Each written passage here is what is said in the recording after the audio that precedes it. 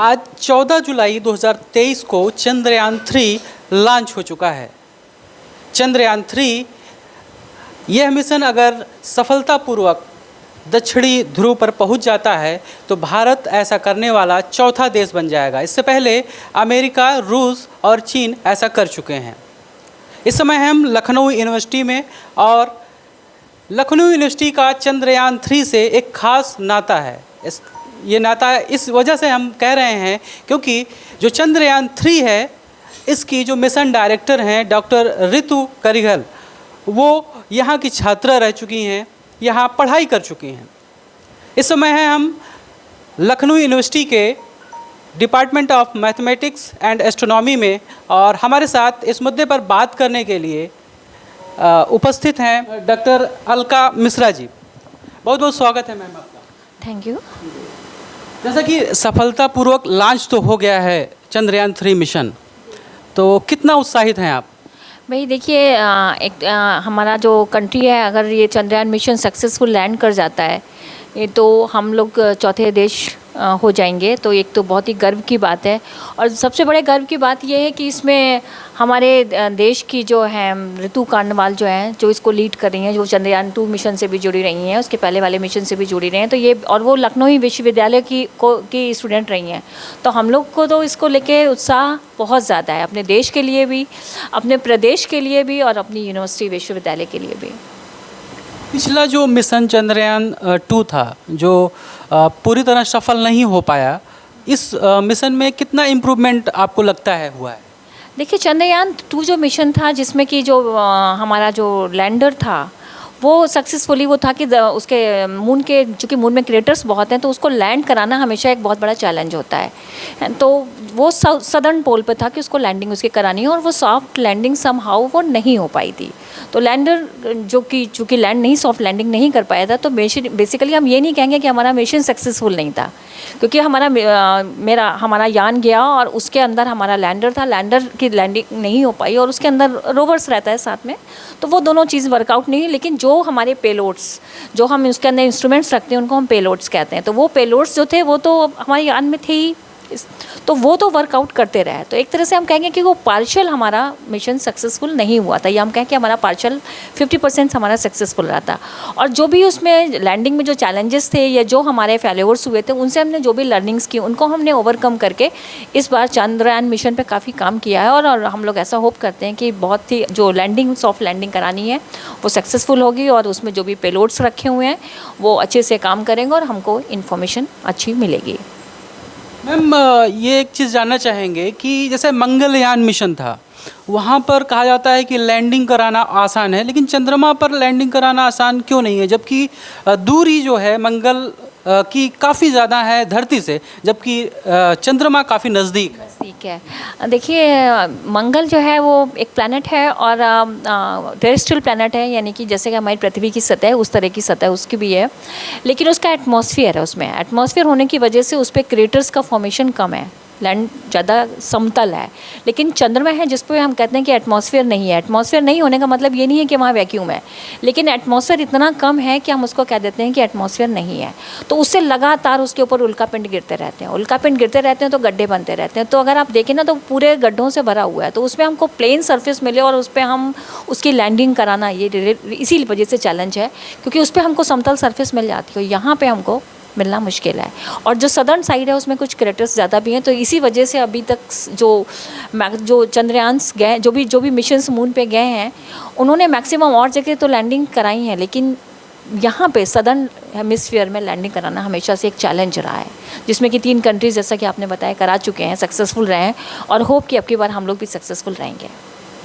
इतना जोर दिया जा रहा है चंद्रयान मिशन पर, क्या मोटिव लगता है आपको, क्या वजह लगती है आपको इस मिशन पर इतना जोर देने की? देखिए, ये होता है कि मिशंस जब हम लोग लगातार भेजते रहते हैं तो उसमें चैलेंजेस आते हैं, और उन चैलेंजेस से हम कुछ ना कुछ हमेशा सीखते रहते हैं। तो वो जो चैलेंजेस आते हैं उनसे जो हम सीखते रहते हैं, तो उससे क्या होता है कि हम आने वाले मिशंस को, उनमें वो हम इम्प्रूवमेंट करते हैं।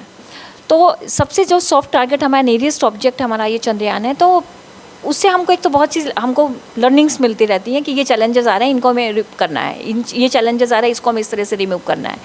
दूसरी चीज़ ये है कि उसके सॉइल की स्टडी और जो हमको उसके बारे में, उसकी सरफेस के बारे में, किस तरह के उसकी सरफेस है, किस तरह के क्रेटर्स हैं, कितने पुराने क्रेटर्स हैं, नए क्रेटर्स हैं, तो बहुत सी इन्फॉर्मेशन हमारा जो नियरेस्ट नेबर है, हमारा जो नेचुरल सैटेलाइट है, वो समेटे हुए है। तो इस वजह से हम, और डिस्टेंस भी कम है, तो इसलिए उसको हम हमारे लिए एक बहुत सॉफ्ट टारगेट रहता है कि जिस पे हम लगातार वर्कआउट करते रहते हैं। जैसा कि पिछला जो मिशन था चंद्रयान-1 2008 का जो मिशन था, उसके ज़रिए ये पता लगा था कि कहीं न कहीं चंद्रमा पर पानी की उपलब्धता दिखती है। तो फ्यूचर में क्या भविष्य में क्या आपको संभावनाएं दिखती हैं वहाँ पर लोगों के रहने की? जैसे कि एलन मस्क हैं, वो ज़मीन भी लोग खरीदने की बातें करते हैं या वहाँ जाने की बातें करते हैं, रहने की बातें करते हैं। इस तरह की कितनी संभावनाएं आपको लगती हैं फ्यूचर में? बेसिकली देखिए, जब हम लोग कोई भी यान इस तरह से भेजते हैं, है ना, स्पेस क्राफ्ट्स भेजते हैं, तो हम लोग को मेनली एक्सप्लोर क्या करते हैं कि लाइफ, इफ़ जो एक क्यूरियोसिटी रही है कि if life exist somewhere else, जिनको हम कहते हैं एलियंस होंगे, तो क्या कहीं लाइफ और एग्जिस्ट करती तो किस फॉर्म में करती? तो बेसिकली उसको एक्सप्लोर करने के लिए क्या है कि ये तो हमको इस तरह के मॉलिक्यूल्स मिले हैं कि जिनमें लगता है कि वो कार्बन बेस हैं, जैसे कि हमारी लाइफ कार्बन बेस है। तो इस तरह की जब चीज़ें मिलती हैं मॉलिक्यूल्स, तो हमें लगता है कि शायद लाइफ की पॉसिबिलिटी हो, ज़रूरी नहीं हम ही लोग की तरह हो सकता है किसी और तरह की लाइफ हो।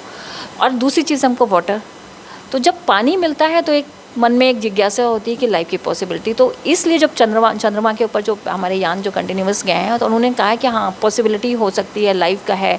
लिक्विड वाटर जैसे यहाँ इस तरह से एग्जिस्ट नहीं करता है, लेकिन अगर हो सकता है, फॉर्म में हो सकता है, तो हम लोग कहते हैं कि हाँ, लाइफ की पॉसिबिलिटी हो सकती है। पहला तो ये चीज़ रहती है।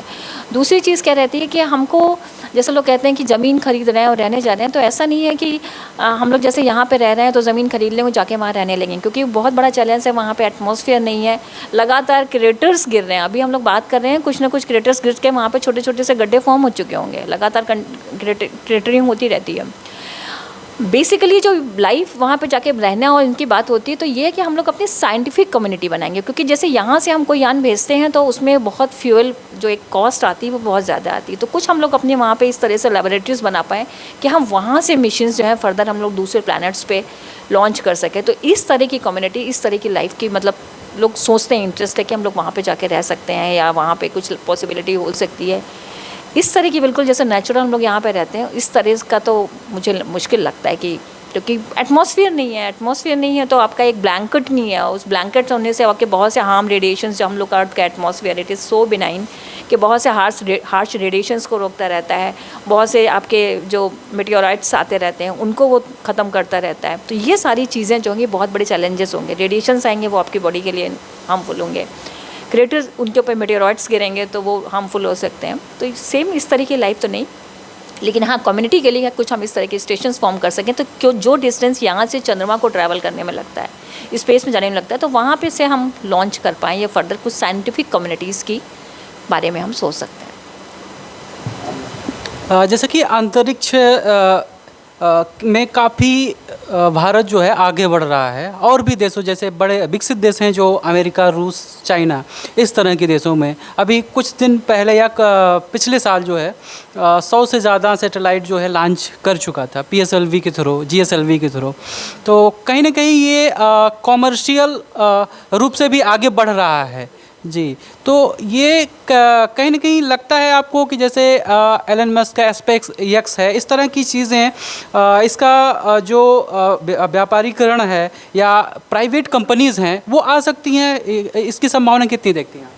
देखिए, आ सकती हैं, और बेसिकली कॉमर्शलाइज ये इस तरह के जो सक्सेसफुल मिशंस होते हैं, तो हम जैसे मिसरो के ही मिशंस की बात करें, हम अभी भी प्राइवेट सेक्टर की बात अगर ना भी करें, तो होता क्या है कि जैसे हमने कोई मिशन बनाया तो हर मिशन के ऊपर बहुत ज़्यादा एक्सपेंडिचर होता है, बहुत ज़्यादा उसमें पैसा खर्चा होता है। तो बहुत सी कंट्रीज़ क्या होती हैं कि जैसे हमने मिशन भेजा तो वो उसमें कंट्रीब्यूट करती हैं कि आप हमारा ये पेलोड रख दीजिए, आप मेरा स्पेक्ट्रोमीटर रख दीजिए, आप मेरा कैमरा रख दीजिए, आप मेरा ये चीज़ रख दीजिए, और इसका हम पेमेंट करेंगे।